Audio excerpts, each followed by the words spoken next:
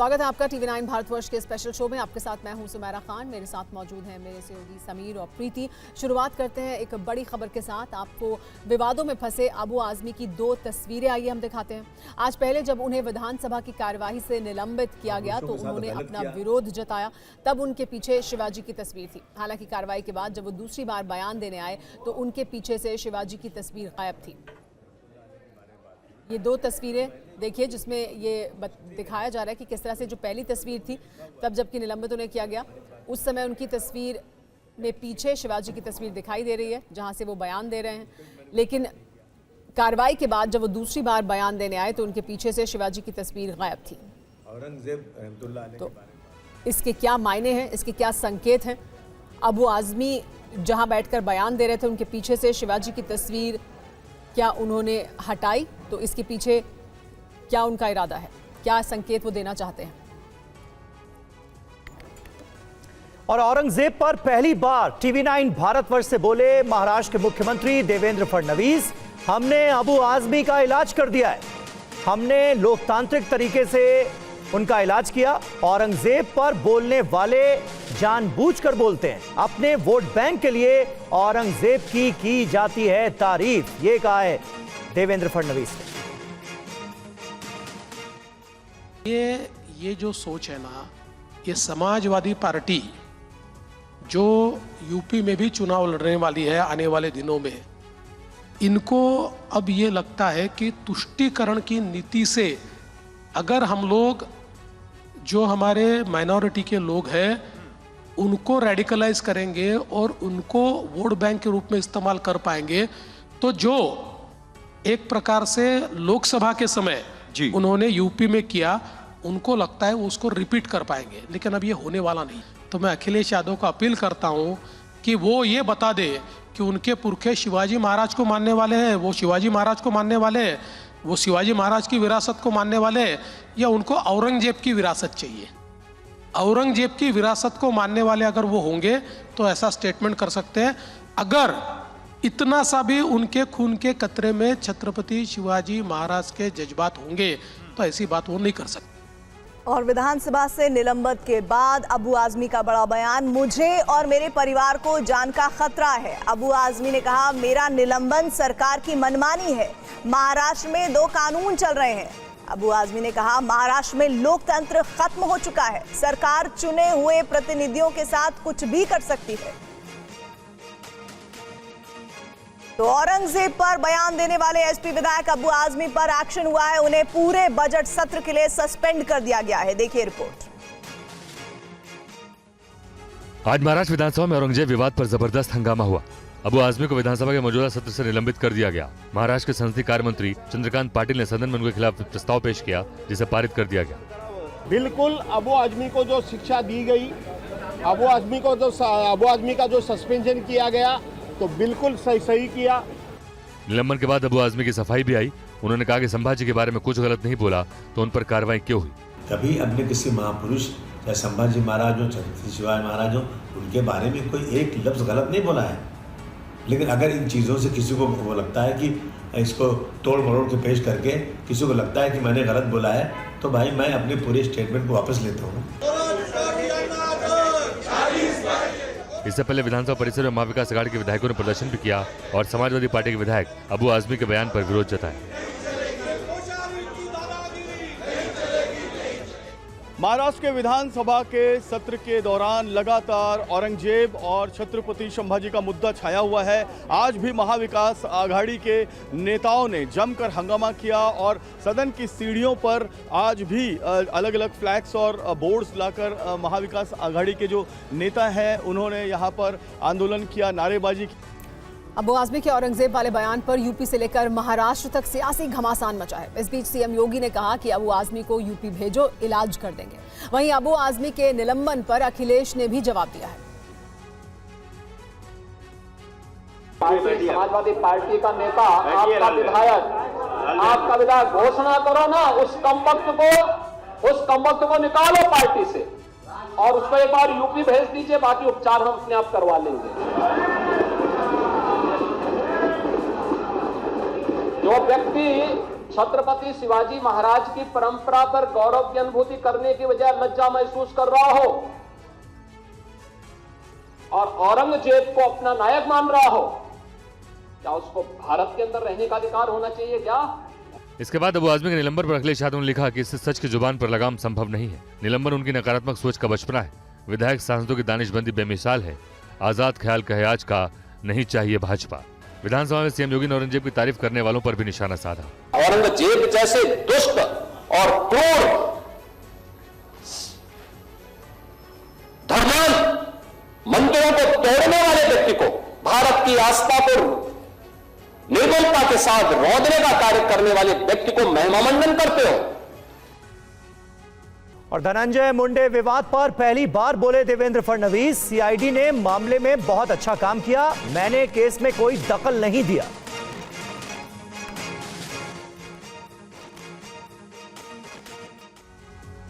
जिस प्रकार के ये फोटोज सामने आए हैं, जिस प्रकार की हत्या हुई है और हत्या में जिसको मास्टरमाइंड माना है वो अगर मिनिस्टर के इतने करीबी है तो फिर मिनिस्टर ने नैतिकता के आधार पर इस्तीफा देना चाहिए।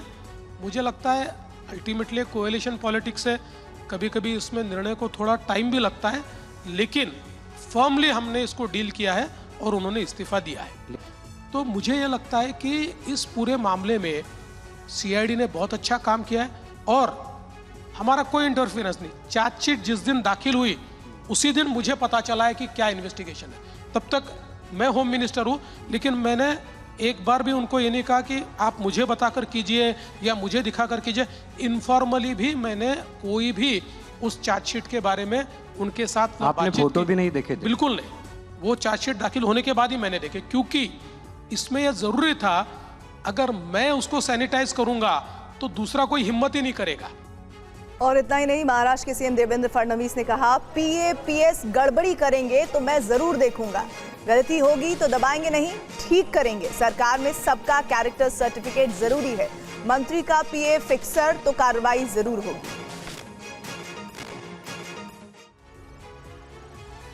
देखिए, पहली बात यह है कि पीए और पीएस तय करने का अधिकार सीएम का ही है, ये मंत्री का नहीं है। मंत्री सीएम के पास प्रस्ताव भेजते हैं। मैंने उनको कहा आप मेरे पास प्रस्ताव भेजिए, आपके प्रस्ताव में आप जिसका नाम भेजेंगे उसका बैकग्राउंड चेक होगा।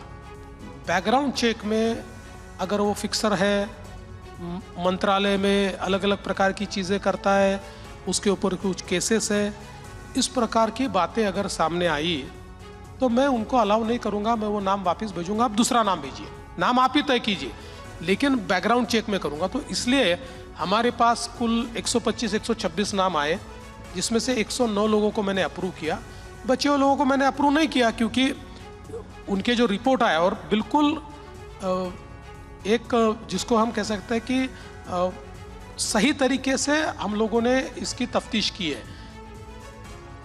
डिप्टी सीएम शिंदे को लेकर बोले सीएम देवेंद्र फडणवीस, हमारे बीच समन्वय बहुत ही बेहतरीन है, कहा फडणवीस, हम साथ में बैठकर निर्णय लेते हैं। शिंदे जब सीएम थे तब भी नहीं हंसते थे, शिंदे बहुत ही स्पेशल अवसरों पर ही हंसते हैं, कहा देवेंद्र फडणवीस। जबरदस्ती उसके ऊपर थोपा गया ऐसी बात नहीं है और बिल्कुल सहमति से ये सारी चीज़ें की है। अभी क्या होता है, मैंने कई बार मेरे इंटरव्यूज़ में भी बताया, अब उसको अलग अलग प्रकार से मोड़ने का प्रयास होता है। जैसे एक मसलन मैं कहता हूँ कि अब शिंदे जी थोड़े सीरियस टाइप के आदमी हैं, मैं कई बार हंसते रहता हूँ, वो ओकेजन रहा तो ही हंसते हैं। अब जब मुख्यमंत्री थे तब भी हंसते नहीं थे और अब मुख्यमंत्री नहीं है तब भी हंसते नहीं है। तब किसी ने कहा नहीं, अब लोग कहते देखो शिंदे जी तो हंसते ही नहीं है। अरे भाई तब भी नहीं हंसते थे शिंदे जी नाराज है वो तो हंस ही नहीं रहे। ऐसा थोड़ी होता है भैया, देखो हमारा बहुत अच्छा समन्वय है, हम साथ में बैठते हैं, साथ में निर्णय करते हैं। हाँ, ये हो सकता है कि कुछ मामलों में जो मेरा मत हो उनका मत अलग हो सकता है, कुछ मामलों में हम दोनों का जो मत है उससे अलग मत अजीत दादा का हो सकता है, लेकिन समन्वय से हम लोग निर्णय करते हैं। खबर यूपी के संभल से है। हिंदू संगठनों ने संभल की जामा मस्जिद में पूजा की इजाजत मांगी है। इसे लेकर एसडीएम को मेमोरेंडम सौंपा गया है। महंत बाल योगी दीनानाथ की अगुवाई में आज हिंदू संगठन से जुड़े कई लोगों ने संभल के एसडीएम को एक ज्ञापन सौंपा है। हिंदू संगठनों ने संभल जामा मस्जिद में पूजा अर्चना की इजाजत मांगी है। हिंदू संगठनों ने कहा है कि मस्जिद में नमाज पर रोक लगाई जाए या हमें भी पूजा का अधिकार दिया जाए। हिंदू संगठन ने मांग की है कि जब तक कोर्ट से फैसला नहीं आ जाता तब तक हिंदू समुदाय को भी वहां पूजा अर्चना करने का अधिकार दिया जाए। ना तो वह मंदिर है न मस्जिद है, ये तो माननीय न्यायालय जो है इस चीज को निश्चित करेगा। और ये सारी चीजें हिंदू समाज ने जो हमारे जो तथ्य रखे गए हैं, जो हमारे सर्वे हुआ है और ये सारी चीजें जो हुई है, ये माननीय न्यायालय में और माननीय न्यायालय पे हमें पूर्ण विश्वास है कि हमें जो है फैसला जल्द से जल्द मिलेगा। और हिंदुओं की सुरक्षा के लिए कदम उठाए जाने चाहिए जिससे शांति व्यवस्था बनी रहे यहाँ पर। और फिर दूसरी बात जो है ये है कि इसमें या तो हिंदुओं को भी पूजा का अधिकार मिलना चाहिए या इनका नमाज का भी अधिकार समाप्त होना चाहिए। हिंदू संगठन ने यह भी मांग की है कि जब तक फैसला नहीं आ जाता तब तक विवादित स्थल के आसपास जहां कहीं भी शाही जामा मस्जिद के बोर्ड लगे हैं उन्हें तुरंत हटाया जाए। भोपाल के सभी प्रमुख रास्ते महापुरुषों के नाम से जाने जाएंगे। मध्य प्रदेश की मोहन यादव सरकार के इस फैसले का कांग्रेस ने विरोध किया है।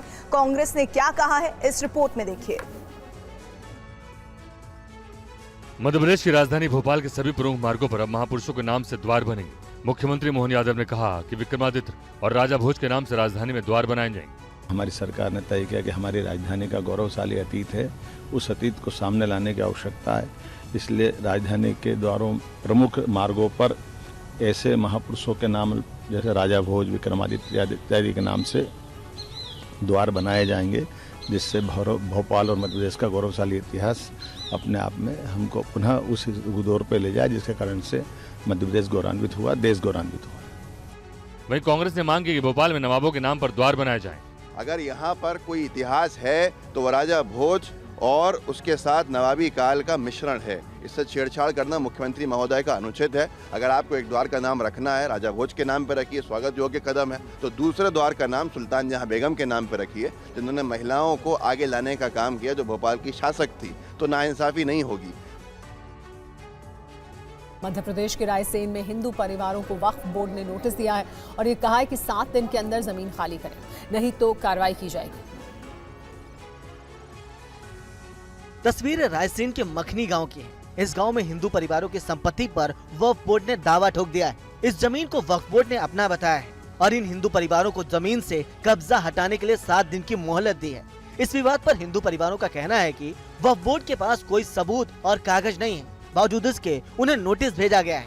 इन परिवारों का कहना है कि वो इस जमीन पर 150 साल से रह रहे हैं, अब उन्हें इसे खाली करने का नोटिस दिया जा रहा है। क्या कहना चाहेंगे आप, क्या मांग करना चाहेंगे? हमारे बस घर नहीं टूटे, हमारे बाड़ो ना जा बिल्कुल भी। घर की नोटिस दिया वो भी, हाँ, खाली करने के लाने के मकान, हमरा पीढ़ियों के मकान बना, पीढ़ियों के मंदिर है, मूर्ति है, पीढ़ियों की पूजा करते हैं हम। वहीं इस विवाद के बाद रायसेन में लोगों ने जिला प्रशासन के सामने गुहार लगाई। रायसेन के कलेक्टर अरुण कुमार विश्वकर्मा ने कहा कि इस मामले की जांच कराएंगे। वक्फ बोर्ड से अगर किसी प्रकार का कोई नोटिस जारी हुआ है, उस नोटिस में उनके द्वारा क्या लिखा गया है, इसके बारे में पूरी डिटेल जानकारी हमारे पास नहीं है। जो भी उसमें नीतिगत रूप से जो सही निर्णय होगा वो सभी लोग उसमें लेंगे। और पकड़े गए संदिग्ध आतंकी अब्दुल रहमान ने राम मंदिर पर हमले का पूरा प्लान तैयार किया था। जांच एजेंसी अब अब्दुल रहमान की चैट को डीकोड करने की कोशिश कर रही है। देखिए ये नया खुलासा। राम मंदिर पर हमले का पूरा ब्लूप्रिंट तैयार था। जांच एजेंसी अब आतंकी अब्दुल रहमान के सोशल मीडिया अकाउंट को खंगालने में जुटी है। उसके सोशल मीडिया अकाउंट से कई सबूत भी मिले हैं। यह आतंकी करीब 16 महीने पहले आईएसआई के संपर्क में आया था और भारत में नफरत फैलाने वालों से इसके तार जुड़े थे। अब्दुल ने तालिबान के कई पोस्ट भी डाले थे, तो राम मंदिर के अलावा कई प्रशासनिक कार्यालयों की रेकी भी की थी। सूत्रों के मुताबिक अब्दुल के खाते में पैसे भी डाले गए। ऐसे में जांच एजेंसियां अब हवाला रैकेट की जांच में भी जुटी हैं। इससे पहले भी तफ्तीश में कई परतें खुली थी। 5 मार्च को अयोध्या में हमले की तारीख तय थी। अब्दुल 4 मार्च को 2 हैंडगन लेकर फरीदाबाद से जाने वाला था। मोस्ट वांटेड आतंकी अबू सुफियान के संपर्क में भी था। आतंकी साजिश की तफ्तीश में कई परतें खुली। आतंकी अब्दुल रहमान अलकायदा के संपर्क में था। यह अलकायदा इन इंडियन सबकॉन्टिनेंट यानी AQIS से जुड़ा था। यही नहीं, अब्दुल रहमान मोस्ट वांटेड आतंकी अबू सुफियान से कमांड भी ले रहा था। प्रतिबंधित ऐप के जरिए अबू सुफियान से लगातार बातचीत करता था और आतंकी गतिविधियों के निर्देश हासिल करता था। मध्य प्रदेश में जंगलों की कटाई की नीतियों को लेकर जबलपुर हाईकोर्ट ने सख्त टिप्पणी की है। कोर्ट ने कहा कि पुष्पा फिल्म की तर्ज पर तस्कर, विधायक और अफसर सिंडिकेट चलाते हैं। पूरी रिपोर्ट देखिए। मध्य प्रदेश में जंगलों की अवैध कटाई पर जबलपुर हाईकोर्ट ने फटकार लगाई है। कोर्ट ने बड़ा फैसला सुनाते हुए 53 प्रजातियों के पेड़ों पर जारी छूट को रद्द कर दिया। यानी अब मध्य प्रदेश में इन पेड़ों की कटाई नहीं होगी और इन पेड़ों की लकड़ियों की ढुलाई पर भी बैन लगा दिया गया है। इस मामले पर कोर्ट ने कहा है कि मध्य प्रदेश में पुष्पराज फिल्म जैसे तस्करी सिंडिकेट चल रहा है। अगर ऐसा ही चलता रहा तो मध्य प्रदेश में जंगल साफ हो जाएंगे। कोर्ट का फैसला ये है कि हर प्रजाति के जो भी पेड़ काटे जाएंगे उनका परिवहन के लिए और ट्रांजिट पास की जरूरत होगी। बिना ट्रांजिट पास के वो पेड़ों को परिवहन नहीं किया जा सकता। कोर्ट ने कहा कि पुष्पा फिल्म में जिस तरह से तस्कर, विधायक और अफसर सिंडिकेट चलाते हैं वही स्थिति मध्य प्रदेश में भी है। इसके साथ ही मध्य प्रदेश के हाईकोर्ट की लार्जर बेंच ने प्रदेश सरकार के 24 सितंबर 2019 के नोटिफिकेशन को निरस्त कर दिया। कोर्ट ने कहा कि अवैध लकड़ी का व्यापार करने वाला माफिया घने जंगलों में घुस जाता है और राज्य की मशीनरी के साथ सिंडिकेट बनकर जंगल की प्राकृतिक संपदा को लूटता है। कल विधानसभा में उत्तर प्रदेश के मुख्यमंत्री योगी आदित्यनाथ ने कहा था कि महाकुंभ में एक नाविक परिवार करोड़पति बन गया। कौन है ये नाविक परिवार, देखिए ये रिपोर्ट। ये पिंटू महारा का परिवार है जिसने महाकुंभ के दौरान अपनी नाव से लाखों लोगों को संगम में स्नान कराया।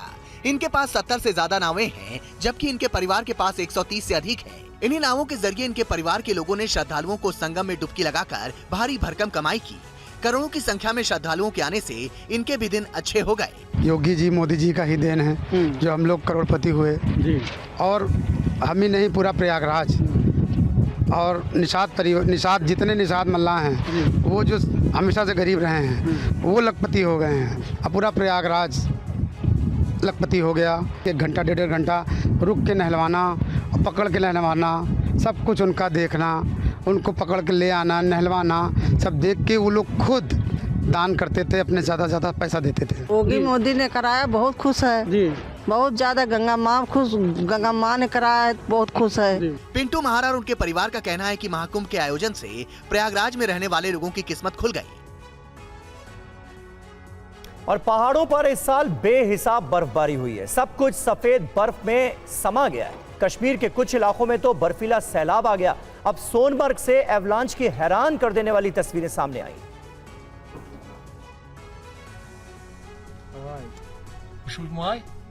उफान मारती बर्फबारी, बर्फ से लदी चट्टानों की गर्जना, बर्फबारी का खतरनाक बवंडर।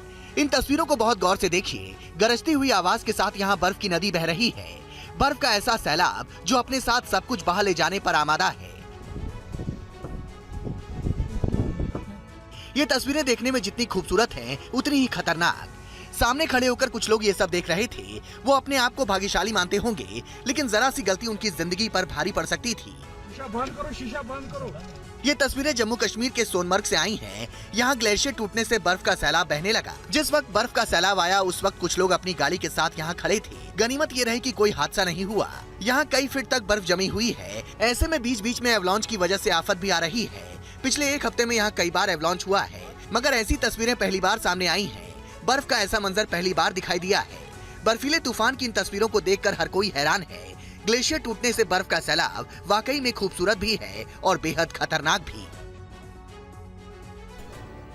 केदारनाथ रोपवे प्रोजेक्ट को केंद्र सरकार की मंजूरी मिल गई है। सोनप्रयाग से केदारनाथ तक लगभग 13 किलोमीटर लंबा रोपवे बनने जा रहा है और केदारनाथ की 9 घंटे की यात्रा 36 मिनट में पूरी हो जाएगी। 4081 करोड़ की लागत से ये रोपवे बनेगा। हेमकुंड साहिब रोपवे प्रोजेक्ट भी केंद्र सरकार की मंजूरी के बाद अब जल्द ही बनकर तैयार होगा। 4 धाम में बहुत ही महत्वपूर्ण धाम है केदारनाथ धाम। यहाँ एक 12.9 किलोमीटर का रोपवे बनाने का आज फैसला लिया गया है।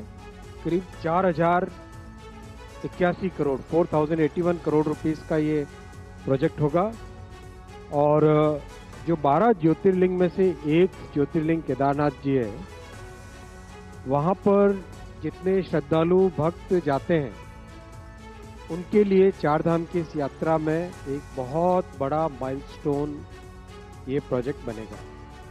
ये 12.9 किलोमीटर का प्रोजेक्ट बनेगा उत्तराखंड टूरिज्म डेवलपमेंट बोर्ड और national highway logistics management limited, ये NHAI की सब्सिडरी है, इन दोनों कंपनीज के जॉइंट वेंचर से बनेगा। जो बड़ा फायदा होगा वो ये होगा कि जो आज 8 से 9 घंटे की जर्नी है वो 36 मिनट्स की जर्नी हो जाएगी। सड़क हादसे में इकोनॉमी को नुकसान होता है। ट्रक जैसे कमर्शियल व्हीकल से होने वाले हादसे हमारी इकोनॉमी को प्रभावित कर रहे हैं। देखिए ये रिपोर्ट। आज भारत पूरी दुनिया में दूसरा सबसे बड़ा रोड नेटवर्क वाला देश बन गया है। भारत ने चीन को पीछे छोड़कर ये मुकाम हासिल किया है। तेजी से बन रहे हाईवे और एक्सप्रेसवे आज भारतीय अर्थव्यवस्था की तरक्की का मजबूत आधार बन रहे हैं। लेकिन विकास की इस रफ्तार के बीच सड़कों पर होने वाली दुर्घटनाएं भी लगातार बढ़ रही हैं। सड़क परिवहन और राजमार्ग मंत्रालय के मुताबिक भारत में रोजाना 1200 से ज्यादा सड़क दुर्घटनाएं होती हैं और सालाना 80,000 से ज्यादा लोग इसमें अपनी जान गंवा देते हैं। इन हादसों से देश की GDP को भी करीब 5 से 7% नुकसान झेलना पड़ता है। साल 2021 में देश भर में हुए सड़क हादसों में लगभग 37.3% कमर्शियल व्हीकल्स शामिल थे।